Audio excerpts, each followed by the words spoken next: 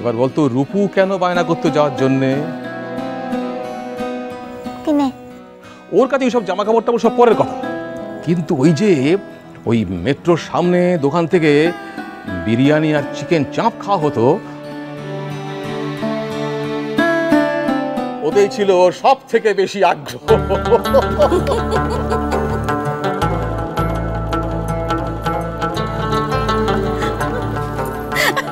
হাসতে লেগেছিস কিসে লেগে রে?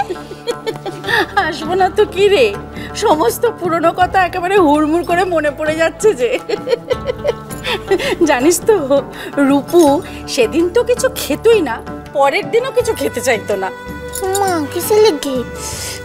প্লিজ প্লিজ প্লিজ মেজমণি, ওর সামনে এসব বলো না, এক্ষুনি একবারে দেখবে বাড়ি মাথায় তুলে ছাড়বে। বল না মেজমা, বল না। কেন বলতো? রূপু বলতো, ও মেজমণি আজ আর কিছু খাবো না, কাল তো অনেক ভালো ভালো খাবার খেয়েছি, সব স্বাদ মুখে লেগে রয়েছে, তো এখন কিছু খেলে যদি সেই স্বাদ চলে যায়। আর সেই রূপু এখন বলে কিনা তার দোকানে খাওয়াটা পোষায় না। সেই দিনগুলো কি আর আজ কোথাও আছে মেজকামণি? কোথাও নেই, হারিয়ে গেছে গো।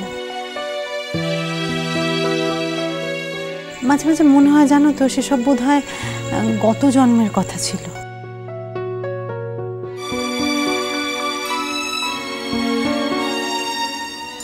রূপু,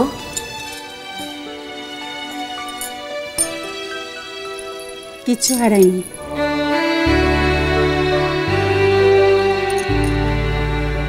তুই না মনে রাখতে চাইলে কি করা যাবে বল? তোর মেজকামণি তো এখনো দুঃখ করে, খালি বলে নীলুটা না হয় কাছে নেই, বিয়ে হয়ে দূরে চলে গেছে, কিন্তু রূপু তো আমাদের। বিয়ে হয়ে বাপের বাড়িতে পড়ে আছে, তাই তো? রূপু, তুই খুব ভালো করে জানিস আমি এ কথা বলতে চাইনি, কিন্তু সেটাই তো সত্যি মেজমণি। না রূপু, কথাটা ঠিক নয়। এর আগে পরেও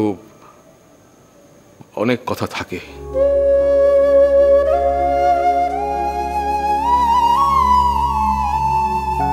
জীবনে কোনো একজন মানুষ তোমাকে দুঃখ দিয়েছে বলেই আমরা সবাই তোমার কাছে দূরের মানুষ হয়ে যেতে পারি না।